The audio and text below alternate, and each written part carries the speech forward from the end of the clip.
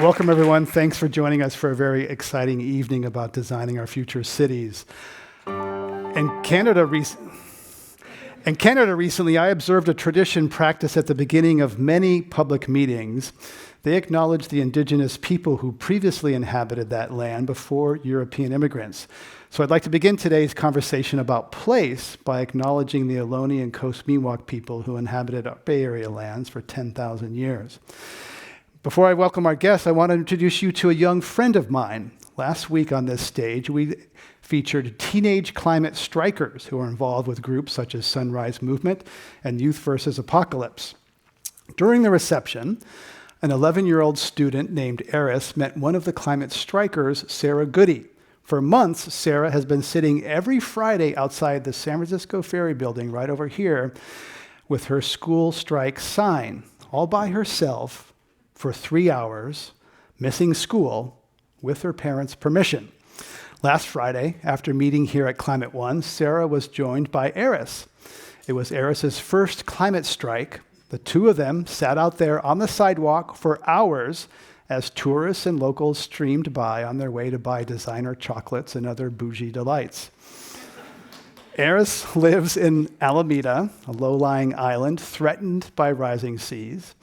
Eris is a homeschooled student and writes a newsletter titled Exciting Environmental. The current edition of Exciting Environmental includes an interview with John Shank, who directed Al Gore's second documentary, An Inconvenient Sequel. I asked John today about Eris, and he wrote, "Honestly, I rarely, maybe never, have encountered a journalist as prepared for the interview and as thoughtful about the subject matter."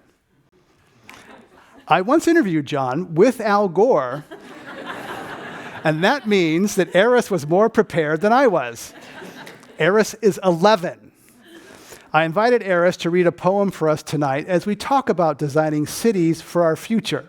Please give a hearty welcome to Eris.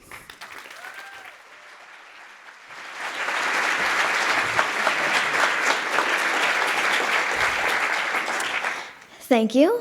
My name is Eris, and I am so happy and privileged to be here. My poem that I am going to be reading for you today is called Suburban.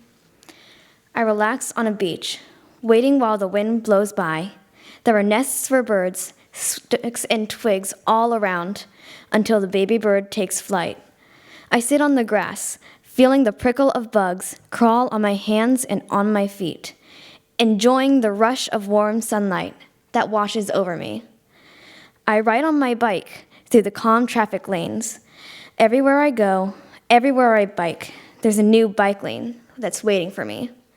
I'm in the calm city, in the new city, the city that I call home, the city that I love. I'm in the suburban area, where nature thrives and cars are scarce, and no one lives in fear of traffic. I climb a tree, it's the perfect size. My feet are steady on the branches, which in turn do not wave. I look at the sunset, gorgeous colors of pink and gold. I stand there until the purple fades to black, safe and sound until I walk back home. I'm in the calm city, in the new city, the city that I call home, the city that I love. I'm in the suburban area where nature thrives, and we do our part to fight global warming. Thank you. Good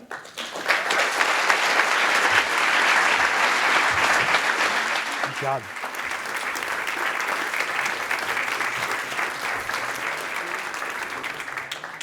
I don't know what you were doing at 11, but I was doing nothing like that. Now let's welcome our distinguished panel up to the stage, please.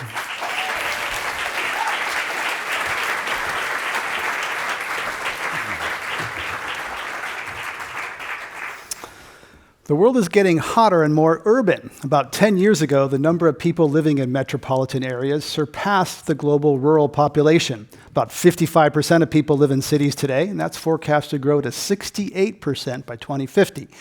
As urban centers swell with new residents, severe weather and new technologies are disrupting city life and operations. How will cities grow in a climate-smart and equitable way?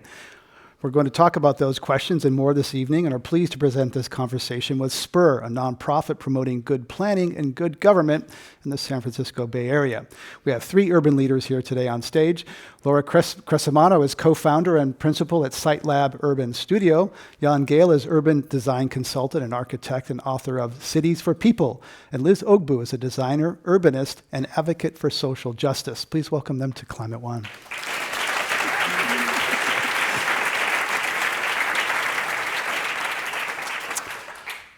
Jan Gehl, what did you think listening to 11-year-olds talk about suburban where nature thrives and no one is afraid of traffic? I think it's quite wonderful. And I was thinking all the time of this little Swedish girl, 17 years old, who have raised a lot of discussion and have raised a lot of attention to the climate question. We are in Denmark having an election at the moment, and the climate is really on the top of all the parties. They struggle who will promise to be CO2 free as early as possible. There will be no sale of vehicles with fossil fuels in 11 years from now. They all agreed on that, and some of them have stepped down to 6 years from now. So the world is really changing, and I think it's wonderful, this scenario. I would like to go there, move there, yeah, right away. Liz Ogbu, we're talking about putting humans at the center of cities, but you think that we ought to kind of sometimes back up and challenge some of the questions there about which humans, and there's some embedded biases perhaps in some of these conversations. Tell us about that. Yeah, so I mean, I think I agree with Jan in the idea that this should be a fundamental right? And I think that's kind of the point of the poem, is that everyone should be able to have access to that. And so I think the challenge is that when we talk about how are we going to actually achieve that, we often talk about being forward-looking and as if the present was point zero. And I think the challenge is that oftentimes there are communities that have been historically more harmed than others and who are suffering from the ills that have happened. And if we don't take into account how are we addressing that, as well as how are we addressing the challenges of the environment, then often those communities will continue to get left behind. And frankly, they're the ones who are probably the most vulnerable from things that are coming up with climate change. And so I basically ask, how do we have a past-looking view as well as a forward-looking view? So sort of both and instead of either or. Let's talk about Detroit as an example of that. Jaman Jordan is president of the Detroit chapter of the Association for the Study of African American Life and History. He also has deep family roots in a neighborhood that used to exist called Black Bottom. Jordan's grandparents, as well as his father, lived in Black Bottom before it was demolished in the 50s and 60s in a redevelopment project that created space for 2 new freeways, I-75 and I-375. Another adjacent neighborhood called Paradise Valley was also predominantly African American and also demolished. Now, city officials are planning on removing the I-375 freeway to make Detroit's downtown more livable. Detroit's going through quite a revival. I think there's definitely some climate dimensions to the Detroit story. Sounds great? Well, Jaman Jordan says not so fast. When the discussion to build the freeway through Black Bottom and Paradise Valley was originally discussed in the 1950s, African Americans were against this. They knew that it was going to be further destruction and further removal of their residential communities, their schools, and of course their businesses. But it happened anyway because African Americans in the city of Detroit at this time are politically powerless. So now what's happening in downtown Detroit now is a massive wave of development that is predominantly young white professionals who are moving in and working in the core downtown, and they are not only wanting to work there, they want to live there. So you're close to the river, the Detroit River, which is the beautiful riverfront. You're close to the DeQuinder Cut, which is a park that has been created from a former railroad track that allows people to skate and bike out in nature. You're close to Belle Isle, which is the city-owned park, which is an island that sits in the middle of the Detroit River. The people who are living in that area won't be able to afford to move into this new district that's going to be built once they remove the freeway. When this is paved over and recreated as a residential and business district, it's not going to be inclusive, at least if we look at history. Had the government not got involved in destroying the Black community, the development in downtown Detroit would have been an African-American downtown development, because Paradise Valley was 350 Black-owned businesses in the 1930s. In 2019, they would be thousands of businesses in downtown Detroit. And so the architects and developers need to understand that they're not coming in to save Detroit. And they need to find a way to align themselves with what's already been going on, rather than coming in and seeing themselves as some sort of benefactors for the city. That was Jamon Jordan, who runs Black Scroll Network History and Tours in Detroit. Liz Ogbu, your reaction to that? He's saying, the past and the future. Yeah, I mean, I think it echoes very much what I was saying before. I think if you look in a lot of major cities, particularly in the US, that in the great highway building boom of the 1950s, it just so happened that a lot of times the highways were often put through the African American communities, right? Like in the grand space of the city, that always ended up being the perfect place in which to put these highways, which was an intentional act. And so having caused these communities to experience harm once, the idea that we're not looking at revitalization as a way to repair the harm, and we're sort of asking some of these communities to make a sacrifice again, or sort of assuming that there's, we all kind of deride trickle-down economics, but it's sort of the same thing, right? Like, we'll do this investment and it'll come down to these neighborhoods. But the truth of the matter is, if we don't intentionally say, how do the people who've been most harmed get to be the ones who benefit the most from these changes, then we're just going to be repeating this. And so I think, approaching climate change, particularly when it comes to our cities, is this opportunity to do pretty major investments in a sort of significant retooling of cities, not just in the US, but around the world. And so I think it's time that we talk about how do we be intentional about those investments and who benefits, because I think the idea that we don't consider it doesn't mean that people don't get harmed. I would add to that as well that, those highway projects are a history of urban renewal, which was these massive moves that our country made, and that I think the risk in the removals of them is if they're done in a similarly sweeping manner that's top down. And I think, speaking to what Liz is saying, that we want to look to the past and look to more than one voice in both the process but in what we're creating, so that we don't repeat those kinds of singular gestures that aren't going to actually build community. Laura Crescimano, I want to also ask you, there's a battle in the streets for space going on, for curb space, for street space. We have scooters and delivery vehicles and, ride hailing. There's a real battle for urban street space. Tell us how that's playing out here in the Bay Area and elsewhere, because every time I turn around, there's some new thing on wheels, going around. I know, there are even those little delivery things that seem to just robots. The robots that come down the sidewalk. It is a question, and a lot of people are wondering, what is the future of transportation? How is it going to transform our cities? I think a lot of people debate, is car-free the better? Is our places better if they're car-free or not? And I think one answer is that the cars aren't necessarily going away just because they might be autonomous. They're still cars. And they're still going to take up space in our cities. So I think there's a little bit of a kind of wish that it was a magic bullet. And I think, but what they can do, we can think about how do we use that efficiency and what do we want our streets to look like and how can we start to reclaim some of the space. So I think, a kind of utilitarian mindset has made for wider roads, faster cars, more cars, and we will just fill up as much of that, and create more congestion. But if we start to think about more modes and more ways to use it, and the curbside becomes really, we see so much drop off in pickup right now, or bike share, all of these other things, are just being able to sit outside and have the nature come into our cities more, as described in the poem.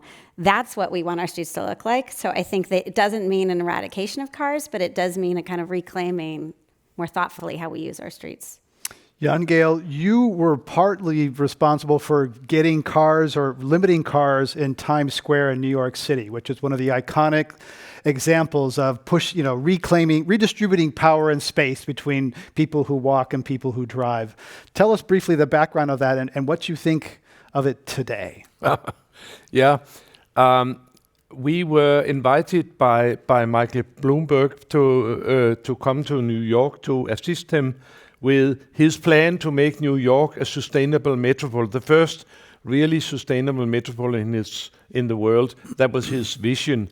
That was 2007, and they rushed to Copenhagen, actually, and spent some time there, some of them, Janet Sadiq-Khan and Amanda Burton, and we could hardly get the bicycles away from them during the night. They wanted to take them into the hotel. And in the end, we got the bicycles back from them at the airport, and they say, we want a city like this one. And that was how we were involved in advising about how they could introduce more bicycles in New York. The mayor said, of course, that New York is perfect for bicycling. It's flat, it's compressed, it's got wide streets. There are easily enough room for bicycle lanes, whatever. So he said that in my city, you can take my subway. It's the best in the world. You can walk on my sidewalks, and you can have a new bicycle system. That was his vision, and we were working on that. While we were working on this bicycle, whatever thing, we started to think about that there were hardly any nice public spaces in New York. People were rushing all the time between the subway and the office. And then we talked about that. What about Champs-Élysées of the Americas? What about having nice public spaces as they have here and there? And then we started to question whether they really needed Broadway for traffic. And of course, the traffic planner said, yes, we do. And mayor said, go and figure it out. And they came out a year later saying that we actually don't need Broadway for traffic. And then it was actually the traffic would be more smooth if we hadn't got Broadway.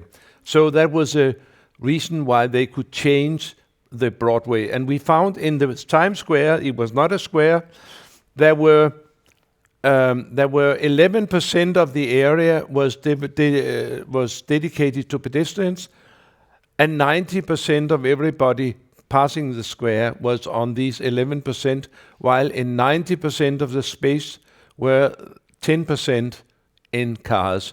And that was the beginning of this thing that maybe we don't need all that asphalt. And that it was changed in 2009, and actually they made 50 other squares like that now. And it's so important that we give back asphalt to public activity in our cities. And that's what's going on all over the world, actually. In Times Square, I made some comments the other day when I visited New York that it's gone a little bit overboard, that there are too many kiosks and too many things going on and too many ugly burger shops, and they've completely. It looked like Marrakesh, the market in Marrakesh or something, and I think that's they would need an architect to sort it out a little bit so it becomes a beautiful and nice square in this wonderful, very noisy surrounding, because it's beautiful with all the advertisement, and then maybe it should not be African market in the bottom. Maybe you need a little bit more order there. That would be my take. But it was wonderful that they were able to do it and had the courage to make this square and a number of other squares in New York for people rather than for cars. So the solution is to hire you again to fix it. Is that what I heard there? Yeah. We would have some ideas. Yes. We've done it before. Liz Ogbu, what do you think about car-free areas? Is that something that makes sense? Yeah, I mean, I think in some ways, part of the challenge when we talk about how do we address these things is we often go for these single point solutions, right? Let's remove the cars, right? And that will solve it. And I guess I'm curious, how do we ask the larger question? And I think that points to what Laura was saying of like aspirationally, where are we trying to get to? Right? And what are the pieces that need to happen to be able to support that? So for like, say, Times Square, you were asking, what is it that we're trying to get to in terms of an experience, and what are the pieces that need to happen in order to support that? So if car-free does plug into that, I think that's great. The one question I always ask when we sort of remove cars is, are we addressing people's other mobility needs, right? So if we've removed the car from a place, which actually a large number of people who don't have access to public transit, who may not have access to the scooters or any of those things, are they able to actually get to where they need to go? And so it goes back to that, like, how are we making sure that we understand the repercussions of every move that we're making in the name of sustainability? And so it's not about not being sustainable, it's making sure that everybody can benefit from what we're doing. You mentioned car-free spaces. One thing that comes to my mind is 3rd Street Promenade in Santa Monica, which is kind of a glorified outdoor shopping mall, and it's surrounded by huge parking garages because everyone drives there in order to walk. Laura Crescimano, so if car-free is too simple, what's the balance of this power between, people, cars? Because the reality is, network ride-hailing companies have increased traffic and congestion. The data shows that in San Francisco. So the idea that this ride-hailing is going to have fewer cars, that means more cars, more traffic. Right. And the same thing goes for autonomous vehicles. So that idea that they will create efficiency, if it can be more systematized in cars, if it could be controlled on the highway or on the roadways, they will move more efficiently than we as humans do. But we will fill that. We will just fill that with more cars. So there is a kind of I think there's a catch-22 there that we have to think about other modes, whether it's bicycles, whether it's walking, whether it's other forms of transit and micromobility, and making those appealing and accessible and affordable choices. And I think that's going to be really hard because the more technology advances, the more the convenience and the cost will go down on point to point. And so what I think all love about what transit can do for a city to move large numbers of people around is going to have to compete with a very a difficult dynamic, I would say, that a number of people will have access to, but maybe not all people. Jan Gehl, one-way streets are thought to be very efficient, utilitarian, and I used to be very much in favor of them. And I live 1 block from a one-way street and thought, it's great, I can drive fast. Neighbors who complained about it, I thought were just whiny. And I read your book, and I think it changed my mind on one-way streets. And you have an example of Perth that introduced two-way traffic. Tell us about that. And actually, in this book of mine, Cities for People, we started to put down a number of things which the traffic engineers have come up with in a period of time, which all of them gives higher capacity, makes room for more cars in the cities, and all 15 of the ones we came up with makes it more hard to be a pedestrian or to be a bicyclist. And one of them was a one-way street. That gives you more capacity, you can drive faster, it's more difficult to get across it, and it leads to detours in the city. And in the city of Perth, we managed to organize so that all the one-way streets was now turned into two-way streets with wider sidewalks, with street trees, with bicycle lanes, and just 2 lanes. In Copenhagen, we have never had one-way streets in Copenhagen, but we had 4 or 5 lane streets, but they're all now 2 lane, one this way, one the other way, a median, street trees, bicycle lanes, and sidewalks. So the world is changing. Actually, a lot of things going on, but maybe I would like to make a little bigger point here. Mm-hmm. When I look at you here, I can see behind there Climate One.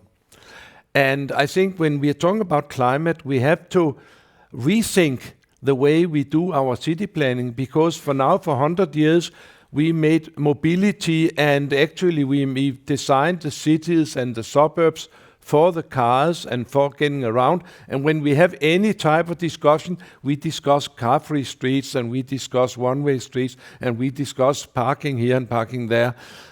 If we are serious about the climate, we have to rethink the whole thing, that this idea from Detroit way back 115 years ago, where they got the idea to make man mobile, you give each one a ton of steel and 4 rubber wheels.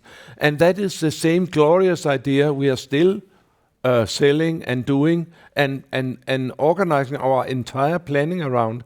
We should think much more about making wonderful neighborhoods to where you can grow up, where you can live your life and where you can get old and where you can get around in a way which is not so demanding on the climate as with this old technology from Detroit from 120 years ago.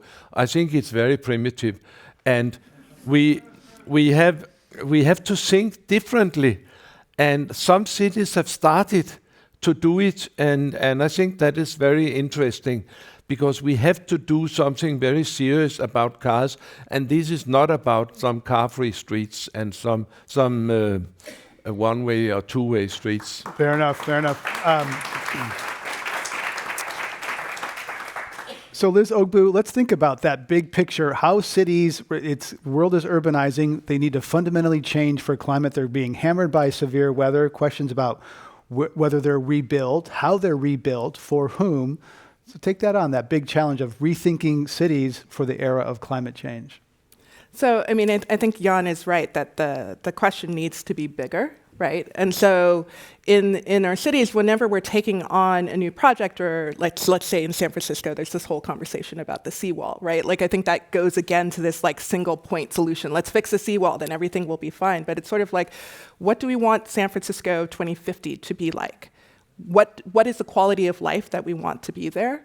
How do we want those who have struggled to be able to get a good quality of life, to be able to benefit? If we think about the differences that are happening between rich and poor right now, it's like, how do we want to heal the divides that are coming through that?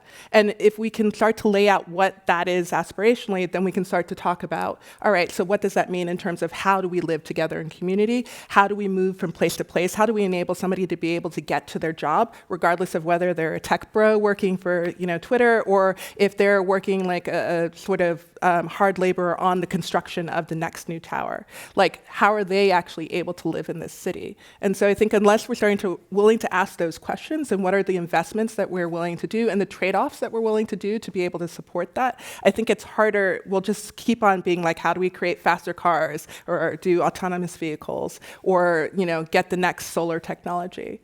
So I think it's set it up like that, and then the other things flow from that. Lord Crescimano, one thing that's been constant, the coastline is going to be dynamic. The coastline has been basically in the same place for human civilization. That's changing, and we've filled in places, but the coastline is not, reclaiming places that have been filled in.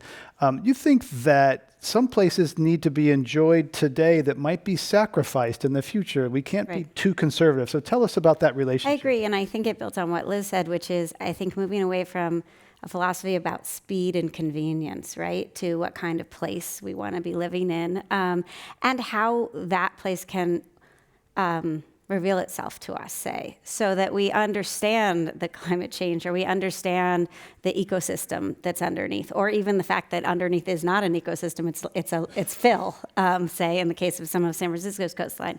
So one of the things we looked at in a project that we worked on with for San Francisco along its port-owned, its former shipbuilding land at Pier 70, was that you have to mitigate for climate change, right? So the site is lifted, but instead of saying we're going to remove access to the water, can we allow for certain areas, particularly areas that had historic piers, to be at a lower level to enjoy today, and then just kind of incrementally build up? And so that may be gone tomorrow, right? But you protect, so you have levels of protection. So maybe certain aspects is an accessible path and access at the water. There might be a bike path that's a little bit higher, and that could get moved up, and then the building's even higher. So you start to think it's not one size fits all, and it's not one experience. It's not just what's going to be the safe experience 50 years from now, but how do we evolve with climate change as well? Jan I think Gehl? it's very important, this discussion, that how can we prepare for the rising water? I think that's one discussion, but at the same time we shall work very hard to prevent it from rising as best we can. And actually maybe some of the discussion about how high the dikes can be will take the focus away from the main problem, that is that we should not accept a climate change which will raise the water that much. So we all will have to live like the Dutch. And I should say that the Dutch, they are living 3 meters under water level now and done that for hundreds of years. And they have a rather good life. So that can be made. That can be made. But we shall actually do whatever we can to prevent that situation as best we can. And then we have to think radically about a number of things. I come from Copenhagen, where they, over the last 50 years, have managed a lot of things to make it a better city for people, more livable, and also definitely much more climate friendly. They're not at all there yet, but I can mention that 41% of everybody going to work in Copenhagen go there on the bicycle, just as one example. And they have two official policies. We will be the best city for people in the world. That is about walking and public spaces. And we will be the best city for bicycling in the world. That is about making infrastructure for bicycle, which is really safe and inviting. And that has led to more and more people bicycling. We know that if you invite more cars, you get more cars. If you make streets, you get more traffic. Yeah. And if you make more bicycle lanes and do it properly, you get more bicycles. And if you invite people to walk more and use public spaces more, you get more life in the city. It's the same mechanism. You get what you invite for. And we have invited for a number of years, 100 years, we've invited for more traffic generally. And we have to change that, even if we can have smart cars or we can have autonomic cars, whatever. The whole focus on mobility, we have to be much more interested in making good places to live rather than good places to move. We're discussing the future of cities in the era of climate disruption and growing urban populations. I'm Greg Dalton, and my guests are Laura Crescimano, co-founder and principal at SiteLab Urban Studio, Jan Gehl, an urban design consultant and architect, and Liz Ogbu, a designer, urbanist, and advocate for social justice. Liz Ogbu, let's think about what climate change is going to bring. It's going to be hotter. Mm-hmm. It's going to be more volatile. There's going to be some movement of people. There's dislocation. What does that look like for those cities who are able to be flexible and adapt to those kinds of shocks that the climate are punching cities with? I think that's a really good question. And I'm not entirely sure. I think that's kind of why we're all trying to put our heads towards it. I think, if we look at some of the major disasters that have been happening, whether it's the flooding that's been happening in the Midwest, or things like Hurricane Katrina, or even, Cape Town a year or two ago had that giant water crisis, right? And so it's what is the ability of these places to be able to withstand those shocks, but also how do we make sure that resilience can actually happen on a day-to-day basis so that they are prepared when that is happening. I think if we actually are able to do our job and create some radical solutions, then I think it means that we're just living differently, right? Clearly this is not a technology issue, right? If it was a technology issue, we probably would have solved it, right? We've invented all sorts of things to be able to fix it. And so it's really about how do we live our lives from day to day and what kind of sacrifices are we willing to make. And so I think it might mean that our footprint is less, right? Maybe we aren't traveling so radically as much as we are. I think it's us learning how we're consuming less resources, which might mean that we reconstruct how we set up value. All of those things to me are things that we would have to start to take on to be able to make changes. But, we're a society that sent somebody to the moon, right? We have the ability to dream something that seems really impossible. And I just think that right now, a lot of our attempts have been more of just over to here instead of over to here, or instead of something that we can't even see yet. And so I think asking what would it mean to live radically, what would it mean to have a lesser footprint, is something that we maybe don't have the answer to right now, but it's something that we actually just need to start thinking about, because clearly we've seen where this road is probably going to lead us, and it's where there's going to be a lot more suffering than what we've already seen. And Or- you also describe that as, I think it's important, as it's a way of living, right? How do we live differently? So I don't think the solution, as you said, is purely, it's not a technological one. It's also not about how we design. It's not going to be all about physical structures. So much is about how we create opportunities for community and connection, and resilience is about connections between people. Like, who do you turn to when something happens? Is there someone that's going to check on you or share their resources with you? And how do we create? And that some of those things are physical, being a place that people would bump into each other on the street, and some of those go far beyond the physical into, our policies, our, the ways we interact, and what we kind of the opportunities that people have. I get asked a lot, people, where's the safe haven? Is it New Zealand? Is it Canada? And people think like that, right? And there is no safe place. The best thing you can do is have neighbors who care about you and will check on you and will share water or food with you. So the answer is right next door or upstairs rather than far away. Yeah, sorry to interrupt. There actually is, San Francisco developed the Neighborhood Empowerment Network a number of years ago, which was sort of built around the premise that when the big one hits, right, the city is probably not going to be able to get to every community, if we're going to be realistic, right away. And so actually what's going to help to make sure that you can survive those first couple of days after the earthquake is whether or not you know your neighbors, whether somebody's going to come and check on you, whether somebody's going to come and share your resources. And so they did a lot of investment of actually creating things that would enable different neighborhoods and communities to be able to come together and build stronger ties so that they could withstand that piece. And it also meant, and some of the post-Katrina investment was also built around this of like, how do we create stronger neighborhoods in which there are stronger ties so that people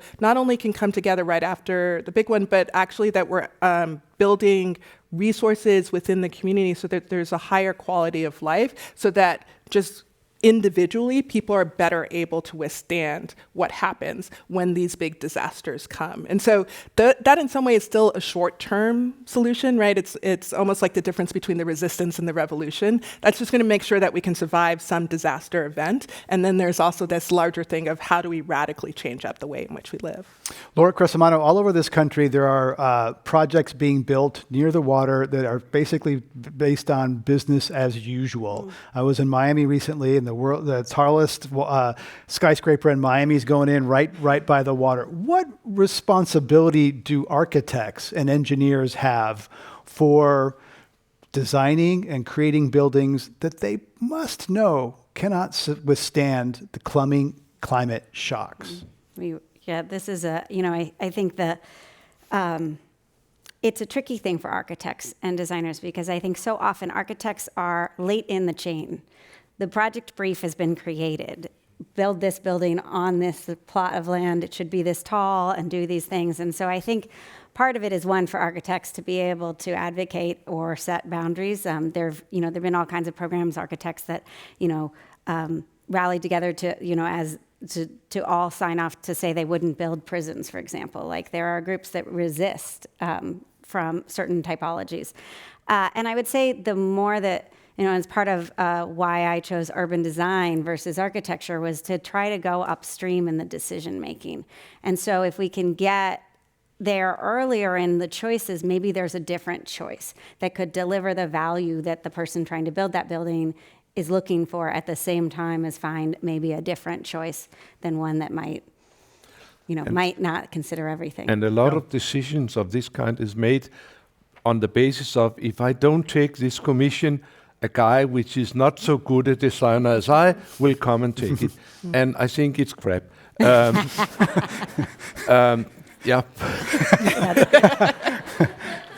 That too. So what responsibility then, Jan Gehl, do designers and urban thinkers have to kind of really, cities are kind of, looked to as the vanguard where change can happen, because nation states is so big and international diplomacy is so slow. People are looking to cities to lead the charge on climate, and yet things are moving slowly, not radical enough. What can be done to wake people up and get them to move faster, more boldly? I have this experience from Copenhagen, actually, because We have found out that it's not the individual architect who shall stand up there. It cannot be made because there are developers and real estate agents and whatever, politicians and money and whatever. We have to change the mindset, change the way people think. And that I have found that by research and finding out how things are put together and changing the way people think. We have done that in Copenhagen over 50 years now, and it's had a fantastic influence. So that the mayor would say that all of us, we have changed now the mindset from the mayor to the younger students, that we shall build cities in another way. And then we can start as architects to build. We need to have the evidence, we need to have the documentation, and we have seen that. So I would always say, change the mindsets, and the changed mindset will change the cities. But you cannot sort of step over that about information and documentation about what the implications would be. There has to be research and understanding of what we are dealing with, rather than going for the individual architect or building project and say this should not be happening. So we have to dig deeper again. And one way to do that is kind of reframe climate and get at the kind of the human public health aspects of things. So Laura Crescimano, there's been a lot of work to try to quantify urban health. There's actually people in cities live longer than people who live outside of cities, which surprised me. I thought it might have been the other way around because of pollution and stress and other things. But tell us about, quantifying urban health and how that might get at the climate equation. I think this is something that it's growing across a number of industries, is thinking about how public health, and I think it's an intersection of public health, environmental justice, and design in cities. And I think there's a great opportunity, even looking very closely, there have been experiments to look at evidence-based design and to say, there was research done to say hospital patients from a surgery, after surgery, if you put one group of those patients in rooms without a window and one group in rooms that have views of nature, the ones with the view actually recovered faster, clinically recovered faster, and had fewer complications. So there is data. It's very hard at the city scale to isolate all of these variables, but I think we have instincts around that too. And there is a lot of work being done, and I think particularly I think about contact with nature, right? That's something that we often divide, that there's cities and urbanism, and then there's kind of nature over here. And that's something that we know is restorative in many ways, and is educational, and is, climate resilient in many ways. So I think there's a lot of work being done to bridge those together, whether it's community and social health or literal physical health.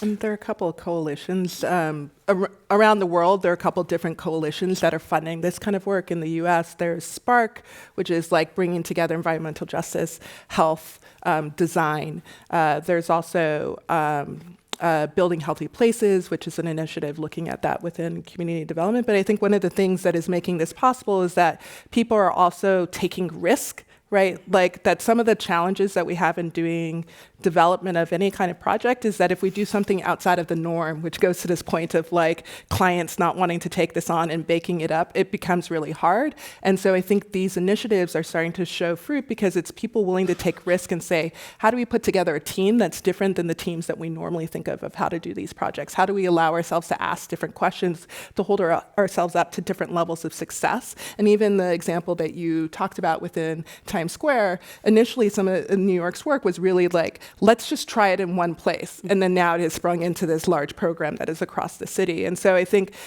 part of getting at climate change is not, and addressing it isn't necessarily saying, let's go for the big kahuna all at once, but it's sort of saying, what are ways that we can prototype innovation or risk, that we actually take this intentional thinking, we take different ways of approaching a problem, and allow ourselves room to fail. Right? Because I think if we try to stay within our safe zones, we're never going to fix this. And so some of it is like, how do we bring the people that allow us to take risk? How do we find the money that allows us to invest in a little bit of risk and see where we can get to? And then basically expand that.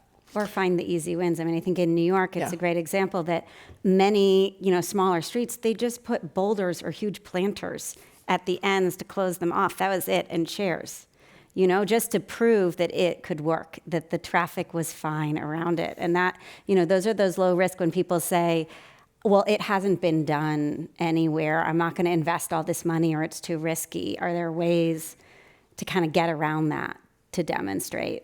Low-hanging fruit. Yeah. Talking about health, I think it's very important. You mentioned that people in cities live longer than people in suburbs, which is now found out in a very big worldwide research project. And that's because in the cities they walk more and there are more stairs. In the suburbs they sit more and there are more cars and there are more driving. And we know now, we have now from the doctors a very strong commitment to the city planners, because they say now we have a serious sickness in the populations, which is sitting syndrome, that people are sitting too much in their life. We know that if you sit and if you do 1 hour of moderate exercise a day, then you could live 7 years longer. And if you don't, you have a very lousy end of your life, and you are very costly for the society. And that is why the World Health Organization say, make sure whatever you do, make sure that people are invited to walk and bicycle as much as possible in the daily day situation, instead of sitting all the time. We have actually now for 50 years done everything to make everybody sit as much as possible. The suburbs are basically built on the idea of cheap gasoline and sitting, enjoying the cheap gasoline. And we have to rethink that also for the health of the population, so we can live a bit longer, but primarily have a better quality of life when we get older. We have to do 10,000 steps in my age. That's far. I can teach. No more park benches. Okay. We're going to go to our lightning round and ask some quick questions of our guests. Jan Gehl, if you had to leave Copenhagen, what other city would you most want to call home? Sorry? If you had to leave Copenhagen, what other city would you most want to call home? I'll go straight to Melbourne. Okay. Liz Ogbu, if you had to move to another city, where would you go? Johannesburg. Laura Crescimano. New York. I'm going to mention a person, place, or thing, and you just mentioned to me the first thing that comes to your mind, unfiltered from your heart. Jan Gehl, what comes to mind when I say IMP? INP, the architect? Oh, Louvre in Paris. Imperious. In Paris. Oh, in Paris. Louvre. Oh, okay. The museum.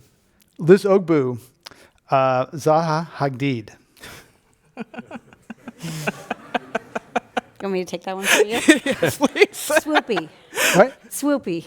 Swoopy. That's good. The first woman to receive the Pritzker Prize, born in Bad Not recently. for her work. And a bit arrogant, actually. Okay, so since you handed that one off, the one that was for Laura, I'll go for Liz Ogbu. Denise Scott Brown. Underappreciated. In the shadow of her husband, Robert Venturi. Jan Gehl, what's the first thing that comes to mind when I say living, building, challenge? Living, building, challenge. That is, the first thing comes to mind. I cannot understand what you mean.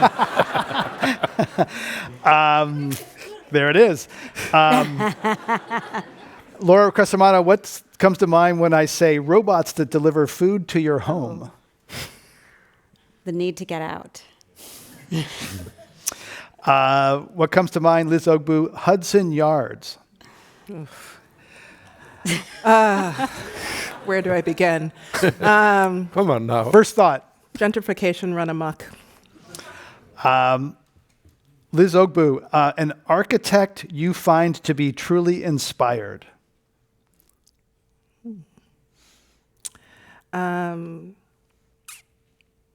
I don't like calling out individuals because I think it's often team effort. So I would say Concrete Design Initiative for KDI.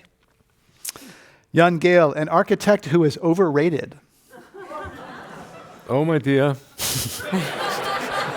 I will just, this architects, I will just say Dubai. Okay.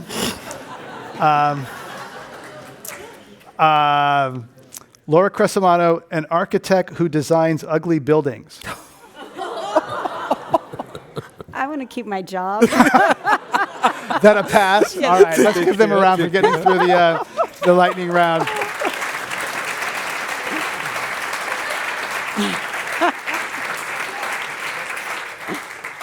We're going to go to audience questions, but first, I would be remiss, Jan Gehl, if we talked about cities and urbanism, because without mentioning homelessness, because many people will hear this and say, climate, yes, but cities have particularly San Francisco has a deep homelessness problem, and we're talking about all these things, and you walk by it every day. A little bit of us dies every time we walk past a person on the street, and we don't feel that. So how can homelessness be solved by design while climate at the same time? Or is that a different problem, not for designers and architects to address? Yeah, and maybe not for European, from the part of the world where I come from, where it's not at all that much of a problem. So I should ask the Americans here to solve the American problem? You solve your problems here. But definitely it's a political problem. It's a social economic problem, which is not what designers really have the tools to address. It has to be addressed by putting demands to the politicians to make a housing policy and hospital policy and whatever, so that this problem will not be allowed to grow. It's political. I would say yes and. So I think that as designers, we are caretakers of the built environment.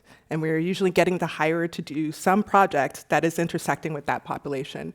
And if we say that we should not be at the table as part of that conversation, then we're complicit in what gets created when it is not addressed. So for me, it's not necessarily that it falls on us to fix it, but we have to participate in the conversation. And yes, it goes to politicians and other folks that are involved in the problem, but I think it's a challenge that requires all hands on deck, and everybody who plays a role in shaping the built environment has a role to play in solving this. Laura, are there some projects that are made inhospitable to homeless people? Benches that are made where people can't sleep on them, that sort of thing. Is that part of the design process? I would say those are inhospitable to people. Mm-hmm. And that I don't support those kinds of approaches, and I think that it is. It's a human dignity issue, right? And I think to Liz's point, it's how do we want to show up and treat each other, and what can we do about that? But I think it also is, as described, you were describing kind of, Liz, the resistance revolution, right? I think the revolution is at a political level, and the resistance is at some of our work is just what can we do, whether it's in our public spaces, to say our public spaces should be welcoming to all. Right? They should feel safe to all. And what can we do to help support that? And some of that is design, and some of that is advocating for other nonprofit organizations and groups to be a part of the conversation besides us. So I think it's much more about that and how we can, really, we're designing cities for people. So how do we do that for all people? To be inclusive and address climate change. We're talking with Laura Crescimano, Jan Gehl, and Liz Ogbu at Climate One. I'm Greg Dalton. We're going to go to audience questions and have a microphone out there for you to quickly present one comment or question.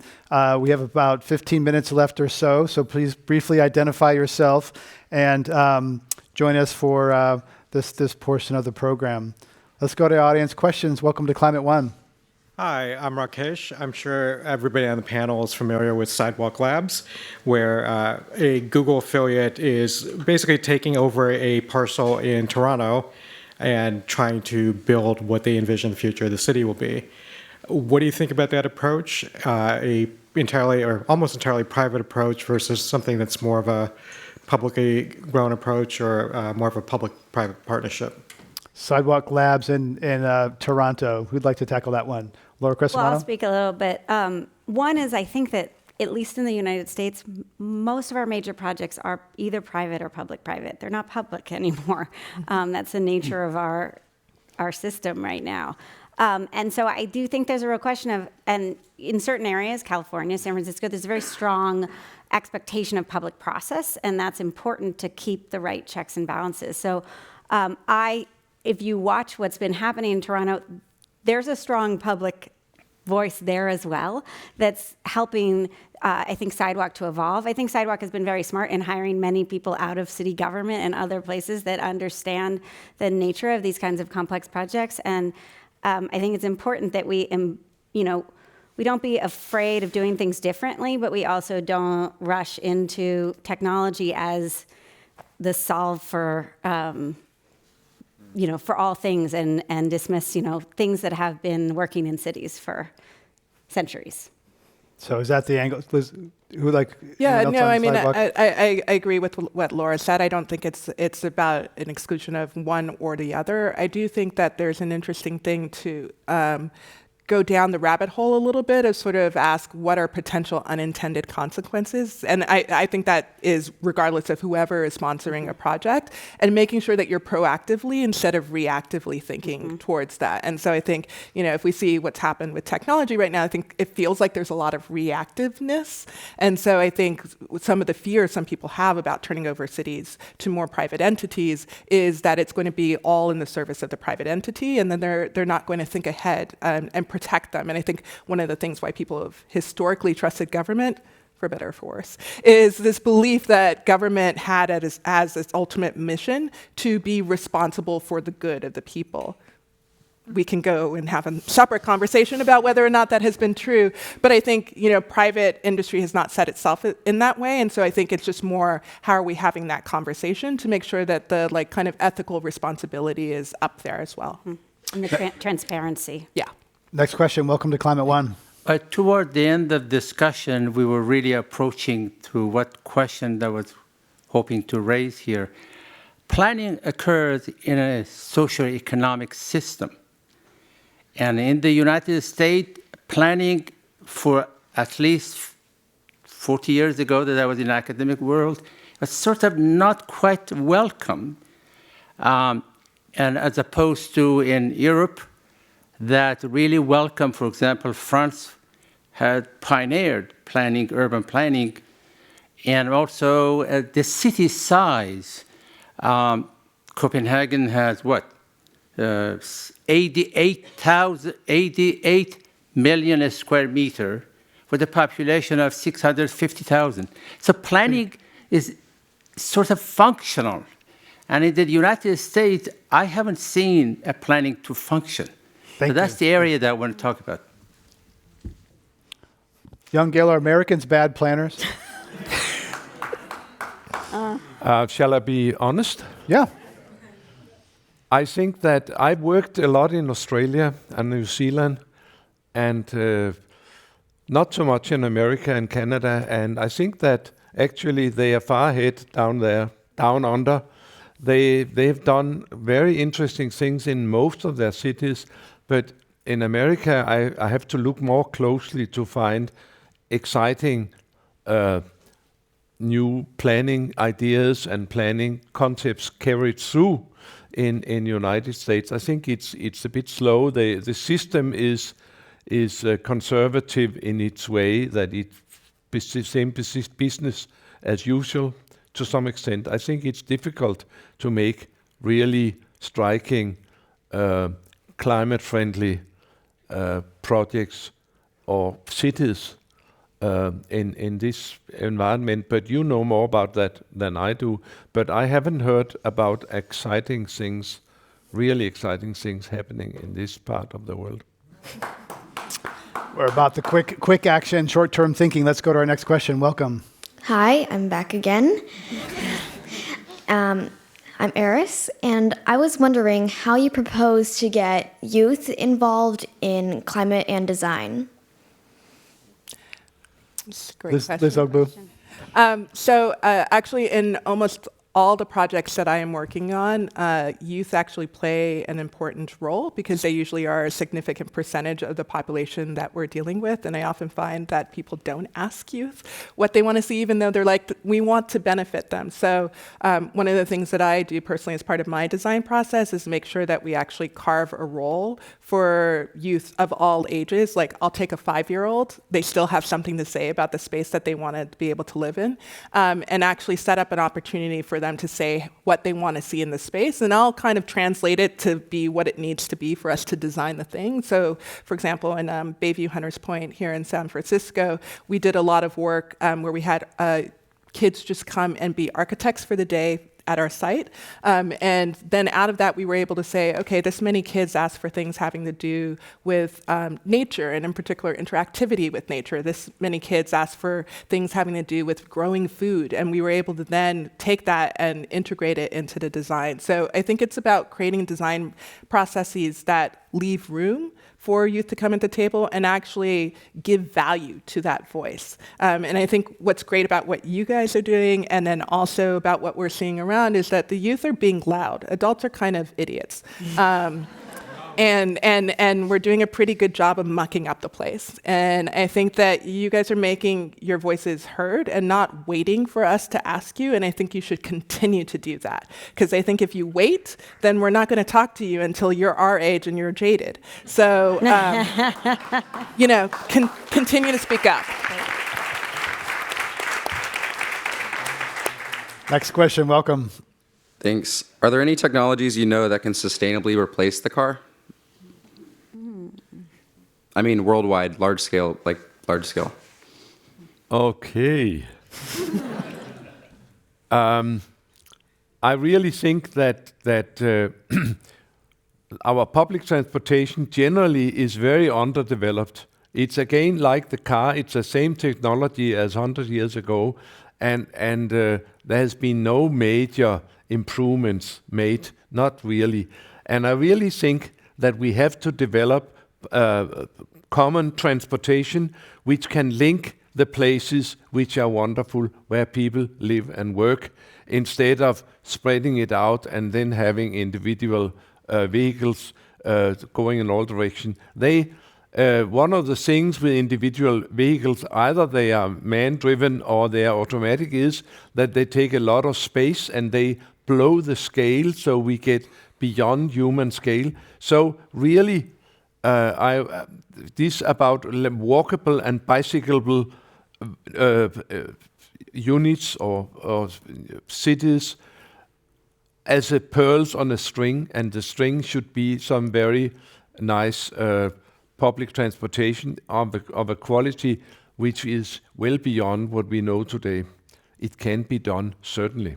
In Japan, they have hardly any domestic flights because they have this fast train going from one end to the other in Japan. And that is a very good example of sharing a mobility problem, doing it together rather than doing it each individual. I realize that we still will need some vehicles of sorts for delivery, for ambulances, for disabled persons and for special needs here and there, certainly, but not to the extent we have today. It's got completely overboard. Well, we tried high-speed rail in this state. Didn't go so well. Let's go to our next question. Okay, ask the Japanese to do it. Hi there. My question is, I think for many of us here in the Western developed world, sustainable community-driven cities are definitely ideal and something that we'd like to aspire to. But I certainly think about the many folks in the rest of the world living in places like Mexico City, Dhaka, Beijing, places that seem like big ironies because air pollution's awful, environmental pollution, environmental crises are everywhere in these cities, but many people are driven to them for better economic prospects. So for these types of cities, ultimately in the long term, are we going to see their eventual decline because these environmental problems catch up with them and the populace sort of realizes, well, we're almost killing ourselves by living here? Or are we going to see some continued growth from these cities that kind of outpace what we believe is ideal for a city to be? Who'd like to tackle that? Environmental refugees and Firstly, we should be happy that we see the cities grow and the urban population are growing, because it's much more likely and much more easy to address the climate issues if you have concentrations of people and can organize the heating and the garbage and the sewers and whatever. There's less waste, so generally the urbanization is better for the climate than spreading out. But you're raising another question, that is that we can talk about San Francisco and other places in America or Europe, but the real problems of urbanization and also the real challenges to the climate are to be found in Africa, especially in Africa and Southeast Asia, in the fast-growing cities which are growing enormously quickly. And also that's not the place where we can expect some technical gimmicks which automatic this or smart that will be expensive and that will never be used for 20 or 30 million people in Lagos. And there we will have, as I think we should do worldwide much more, to rely on the idea that man is a walking animal and that we have got muscles and we can do a lot of things, and actually that's very climate friendly. And so making walkable and bicycle neighborhoods could also be, which they have tried in some third world countries with great results. That is a very good to base city planning on man rather than put man into some technological something. Can I Sure. add 2 points? One, I think that in some ways it's hard to isolate what's happening in many of those countries from the Western world, right? Because some of the things that they're dealing with are a byproduct of the way in which we live.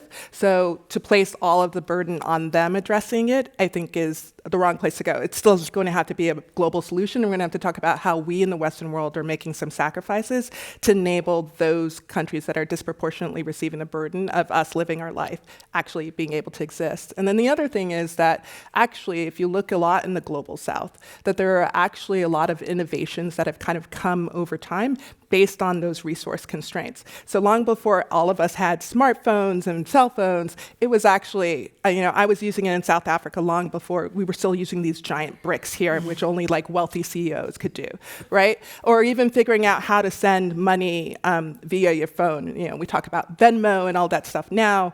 M-Pesa was coming up in Kenya long before we even thought that we could send money by phone. So out of their resource constraints, there's actually a tremendous amount of ingenuity that is on the ground. And that's not to sort of say that there are not deep challenges that need to be addressed, but it's also to sort of say maybe some of what we're looking at in terms of innovation might be found in these places where they have had less resources and have to figure out how to actually make by because they don't have access to the wealth or the technology that we do. Let's go to our last question. Time for one more question. Okay. So we talked a lot tonight about how we have a lot of challenges in the U.S., or we know that the ways that we can live more sustainably in our cities, and it's not a technology question. I guess the question is, how do we, in the U.S. particularly, solve the political and cultural challenge of getting people to support big moves and not revert to business as usual? In particular, I'm wondering how that process happened in places like Denmark and other parts of Europe where the change has more or less happened.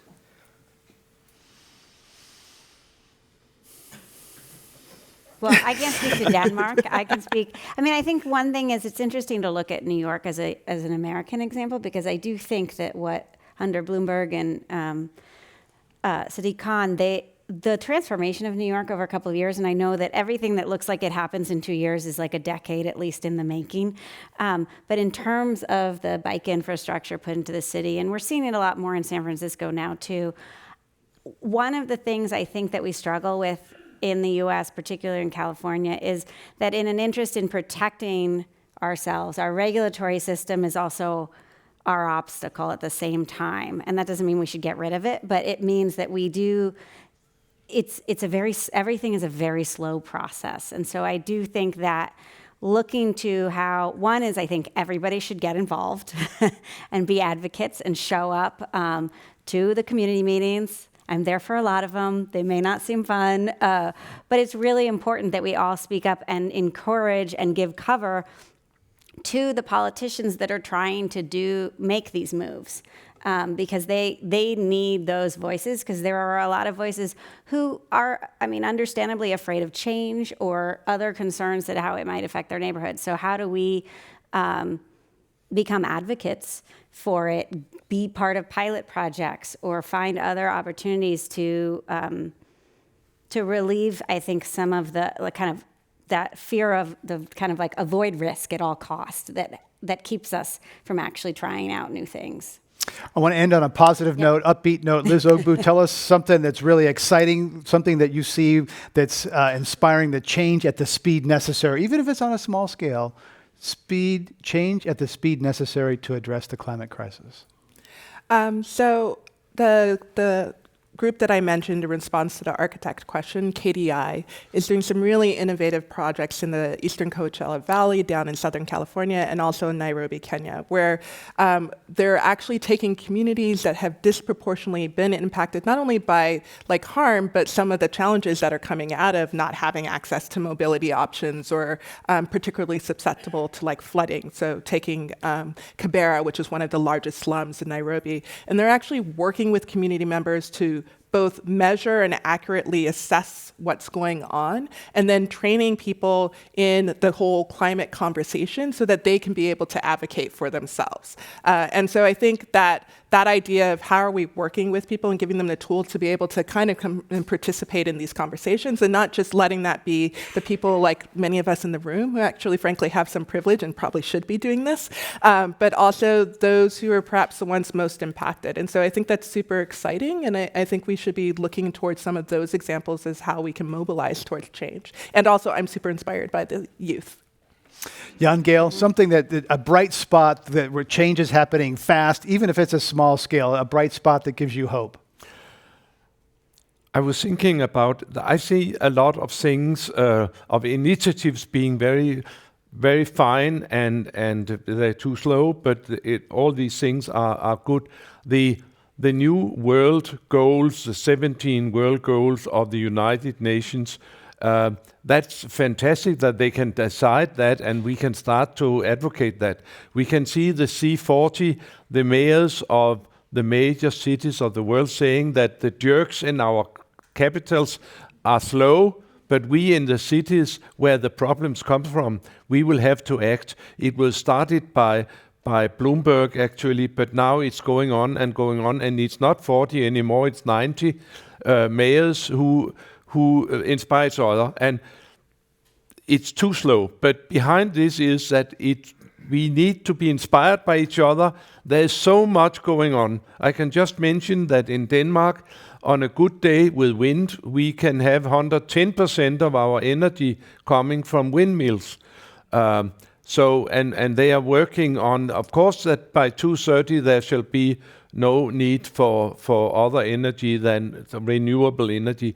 We can see a lot of things going on. It's too slow, but we can learn from each other, and we have to speed it up. And there's so much interesting things going on, as you also say. Laura Crescimano, bright spots. Bright spots. Two I will mention, and one speaks to youth.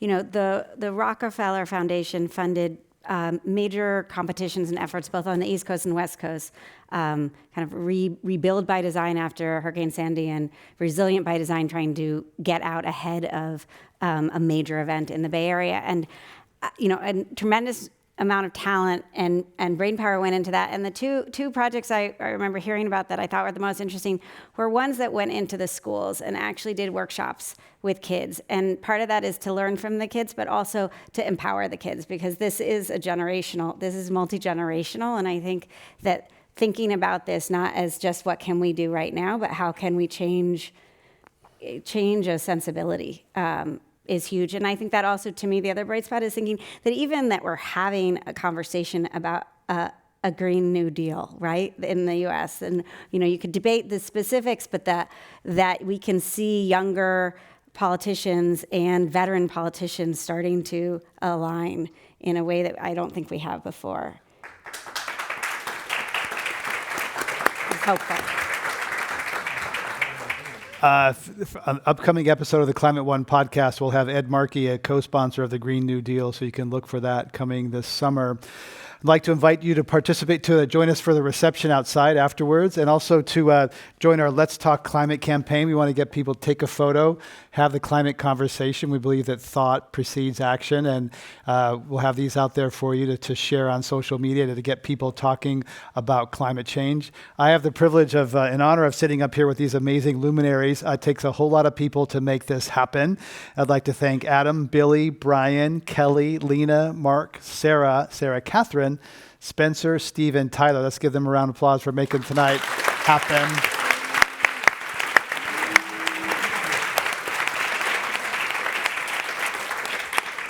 We've been talking about designing cities that are equitable and oriented toward people in a hot and crowded world. I'd like to thank our friends at Spur for collaborating with us on this event.